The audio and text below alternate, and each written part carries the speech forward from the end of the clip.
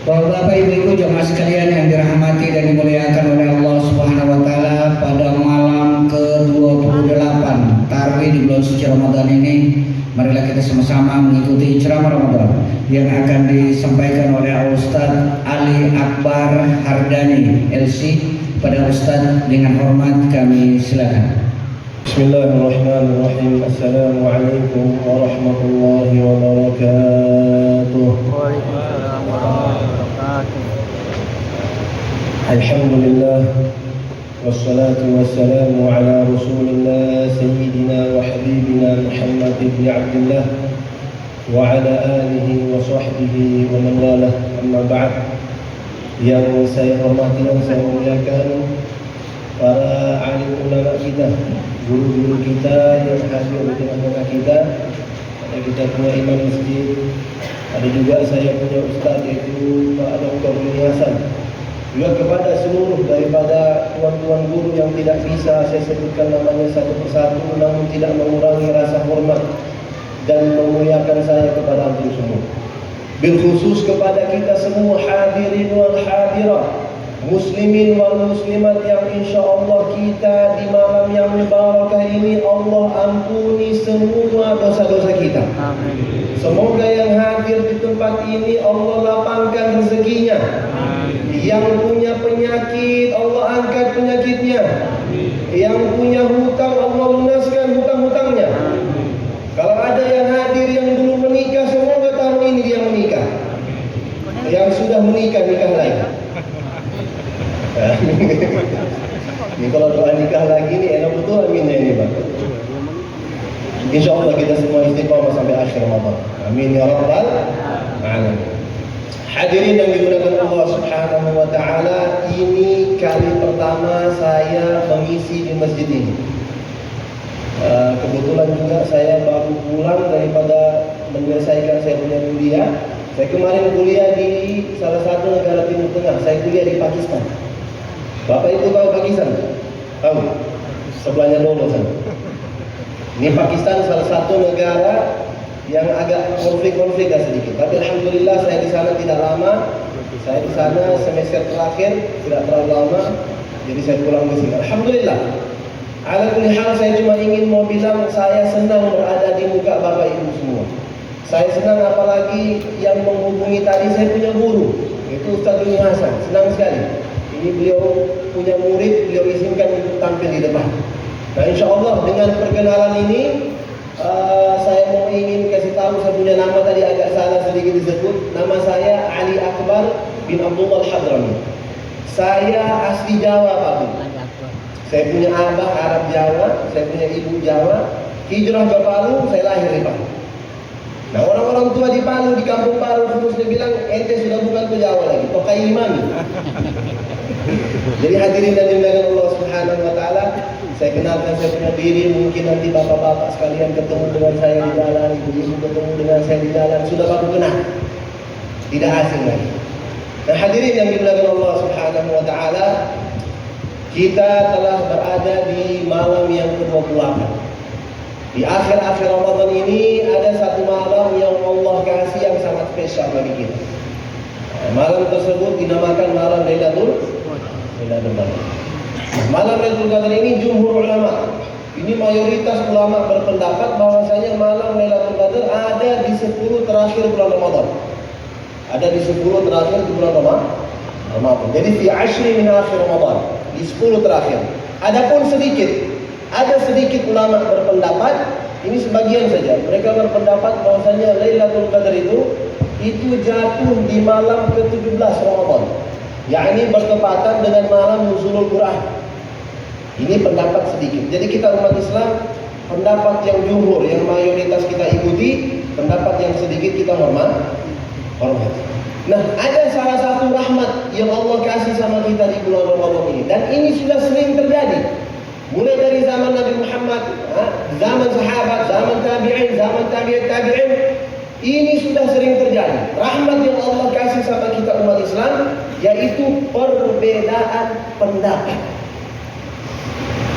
Nabi SAW ketika masih hidup, Nabi keluarkan satu kata, para sahabat pun menafsirkan kata tersebut berbeda-beda pendapat.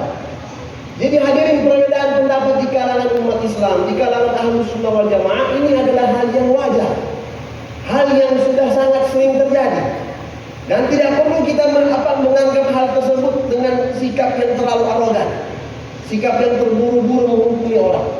Nah, kita di bulan Ramadan ini seringkali umat Islam di seluruh dunia pasti berbeda menentukan awal puasa, kapan jatuh bulan Ramadan dengan kapan hari raya Idul Fitri. Ini sudah pasti terjadi.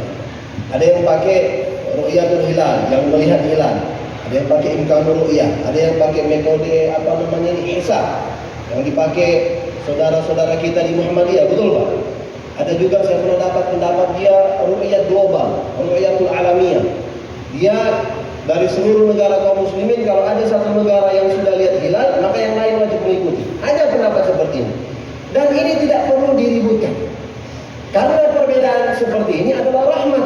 Berada di malam yang ke-28, betul? Ya. Ini malam kalau bagi umat Islam NU, Al-Khairat segala macam dan yang serupa, ini malam mereka yakini malam genap. Tetapi bagi teman-teman Muhammadiyah, teman-teman Persis, segala macam itu mereka yakini malam ini malam ganjil. Nah, Allah kasih perbedaan pendapat sama kita biar kita tidak bisa pilih-pilih malam ganjil ini. Kita kan Lailatul Qadar di 10 terakhir di malam ganjil. Kalau begitu saya malam 23, 25, 27 saya mau ke masjid sesuai yang saya yakini. Tidak bisa, Pak. Justru yang terjadi adalah malam genap dan malam ganjilnya Muhammadiyah yang genap.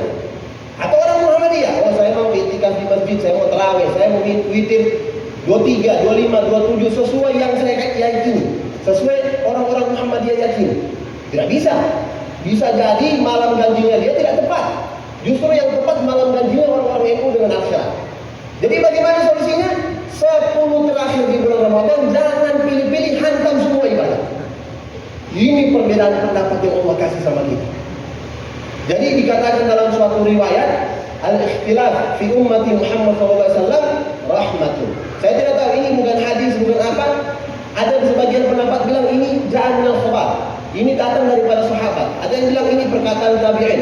Tapi maknanya sangat luar biasa. Dikatakan bahwasanya ikhtilaf, perbedaan pendapat di umatnya Nabi Muhammad rahmatun, adalah rahmat. Jadi tidak perlu sekarang kan orang kita lihat suka apa istilahnya, terlalu mudah mengkafir-kafirkan orang. Terlalu mudah menyesat-nyesatkan orang. Orang baru belajar, baru ngaji, tiba-tiba Pak Imam dia salah-salahkan. Oh salah itu Imam Masjid Raya, tidak betul. Padahal dia baru belajar kemarin. Baru sholat kemarin sudah lihat, oh ini Pak Imam Masjid Raya tidak betul, ini Pak Juni ini tidak betul. Ada sekarang seperti ini. Nah hadirin, dikatakan Imam Syafi'i, man kathura ilmuhu qalla inkaruhu. Siapa orang yang banyak ilmunya, banyak pemahamannya, banyak ulama yang dia ikuti, banyak buku yang dia baca, qalla inkaruhu, akan sangat sedikit dia suka menyalah-nyalahkan orang. Jadi orang yang banyak ilmunya ketika melihat perbedaan, dia lihat ada yang terawih 8, ada yang terawih 20, ada yang sholat subuh pakai kunut, ada yang tidak pakai kunut, ada yang maulid, ada yang tidak maulid. Dia ketika melihat ini dia biasa saja. Karena dia tahu orang itu ada dalil, saya ada dalil. Dia sudah ada ilmu. Banyak kitab yang dia baca. Saya mau tanya, Bapak Ibu pernah nonton Ustaz Abdul Somad? Pernah Pak? Pernah nonton Ustaz Adi Hidayat? Pernah? Ustaz Abdul Somad dengan Ustaz Adi Hidayat punya perbedaan pendapat yang begitu banyak. Tetapi apa? Mereka saling menghormati satu sama lain karena punya ilmu. Bacaannya banyak. Jadi orang kalau suka menyalah-nyalahkan, kita maklumi saja, itu orang baru belajar. Suka bilang sesat orang, suka bilang kafir orang. Hadirin, kita ini umat Islam. Mazhab kita ada 3, mazhab akidah ada 3, ada Asy'ari, ada Maturidi, ada Ahlul Athar. Mazhab kita ada 4. Ada pengikutnya Imam Syafi'i, namanya mazhab Syafi'i. Ada pengikutnya Imam Nu'man, Abu Hanifah, namanya mazhab Hanafi. Ada pengikutnya Imam Malik, namanya mazhab Maliki. Ada pengikutnya Imam Ahmad bin Hanbal, namanya mazhab Hambali. Dari keempat mazhab ini itu punya perbedaan furu'iyah. Apa furu'iyah? Itu perbedaan cabang-cabang dalam agama. Jadi bukan perbedaan pokok. Kalau masih terawih 8, terawih 20, kunut subuh, tidak kunut subuh, itu perbedaan furu'iyah, perbedaan cabang. Kita kalau masih sama rukun iman, masih sama rukun Islam, usul-usul kita masih sama, kita semua harus wal jamaah. Oh jamaah, Allah kita sama, Nabi kita sama. Saya mau tanya, ada di sini nabinya bukan Nabi Muhammad? Ada yang nabinya Aceh di sini? Tidak ada. Kalau ada orang mengaku Islam, dia punya nabi yang lain, ini baru keluar daripada agama Islam. Kharaja minad din, sudah keluar daripada agama Islam. Saya kemarin sebelum berangkat ke Pakistan, saya belajar, saya talaki kitab di salah satu pondoknya punya habaib. Ada habaib besar di Jakarta. Saya belajar di sana, saya lihat di Jawa ini Pak, itu banyak sekali agama-agama Islam yang sudah melenceng. Ada kemarin agama Islam dia namakan Islam Jasun, Islam Jawa Sunda. Ini Islam Jasun dia namakan Jawa Sunda karena dia beranggapan negeri Jawa dengan Sunda itu awal penyebaran Islam daripada Indonesia. Nah ini Islam Jasun yang diinyeleneh dia punya nabi. Dia punya nabi, ya Allah, namanya nabinya Pak, kamu dengar? Nama nabinya Tugimin. Tugimin. Saya tidak hina orang Jawa, saya orang Jawa. Saya punya abah Arab Surabaya. Nama nabinya Tugimin. Ini sudah keluar daripada agama Islam. Nabinya bukan Nabi Muhammad lagi. Ini Tugimin, ya Allah. Mau sholawat saja tidak enak. Sallallahu ala Tugimin. Tidak enak.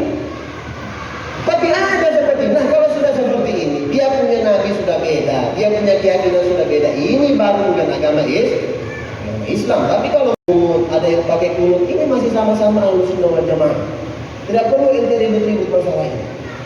Orang yang banyak ilmunya, orang yang cerdas, kalau masalah ini dia tidak ribut. Ada saya punya teman telepon, dia tanya, Ustaz, bagaimana keadaan umat Islam di Palu?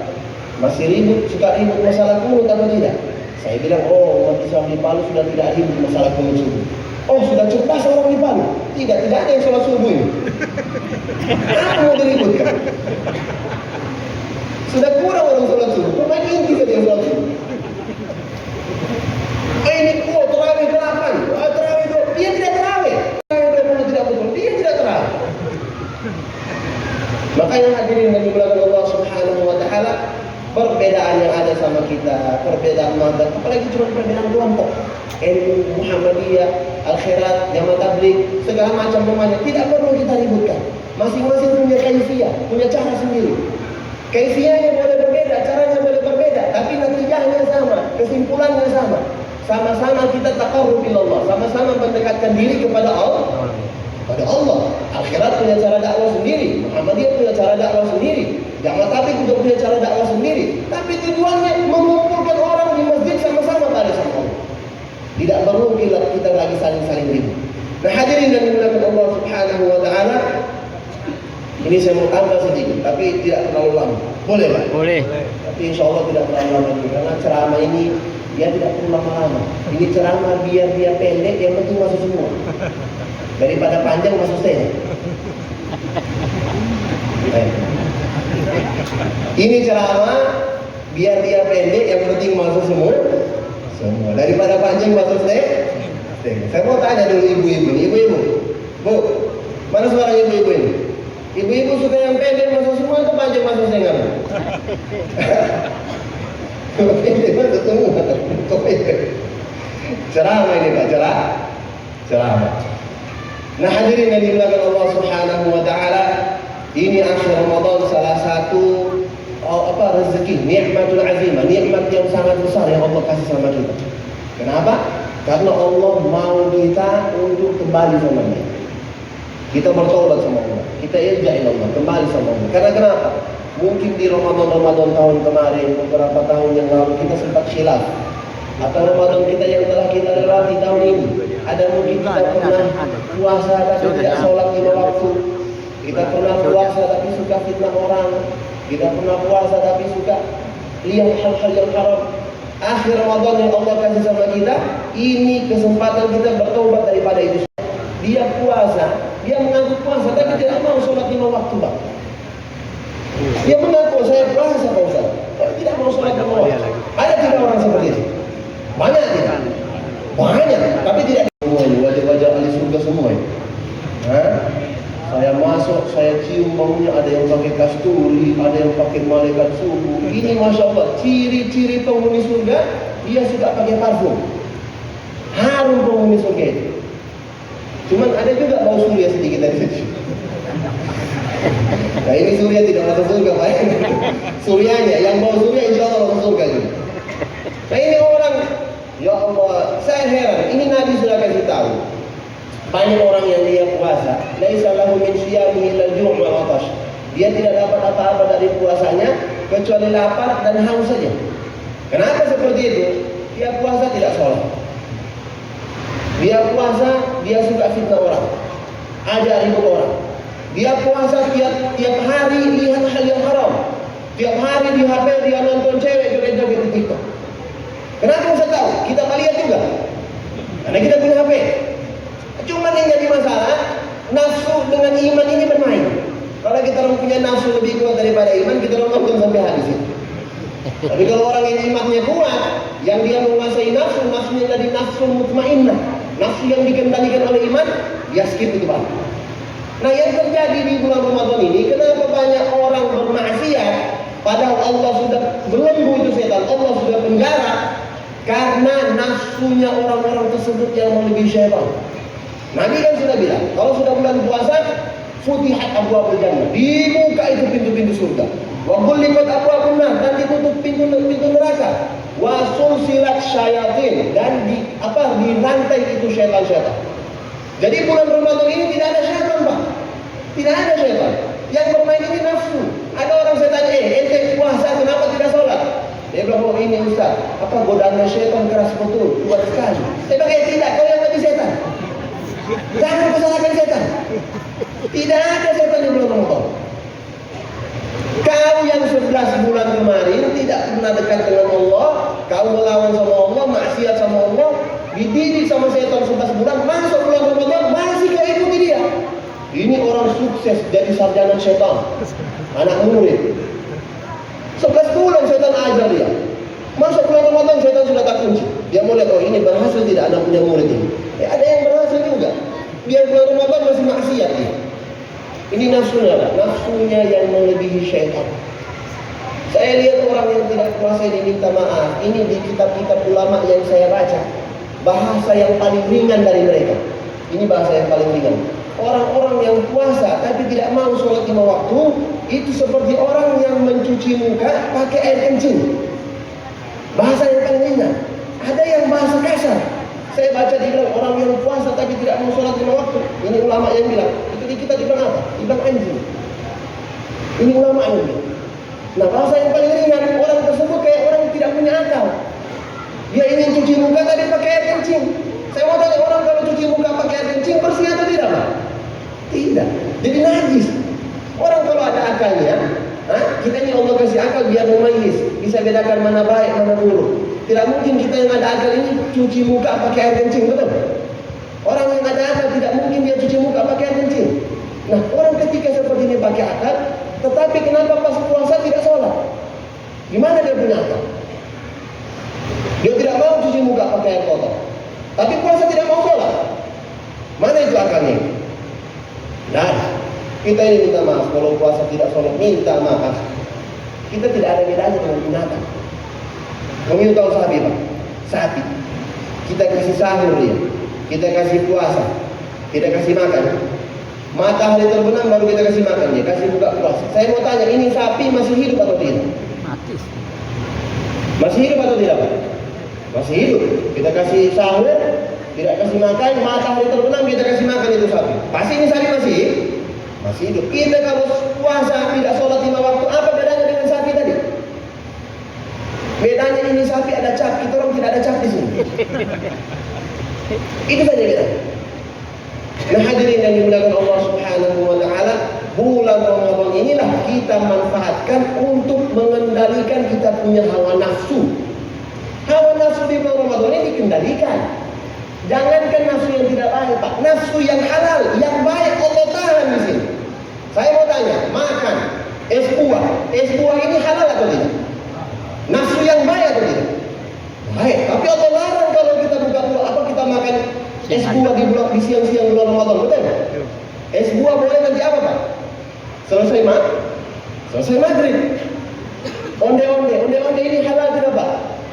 Nafsu yang baik tidak? Tapi kalau kita makan siang-siang di bulan Ramadan, boleh tidak Pak? Tidak boleh, dapat dosa gitu. Bolehnya nanti kapan? Habis maghrib. Istri halal tidak Pak? Kita orang punya istri, bukan istri orang. Istri halal tidak? Halal. Coba kau jima di bulan Ramadan siang-siang, dapat kafarat. Nah, bolehnya istri nanti kapan? Habis apa? Habis tarawih, jadi habis maghrib. Tidak tahu betul. Habis tarawih. Kalau habis maghrib tidak ada waktu Pak. Habis tarawih. Ini semua nafsu yang baik, tapi Allah tahan. Untuk apa? Untuk kita kendalikan, biar dia ikut dengan kita punya iman. Biar iman kita yang menguasai kita punya diri.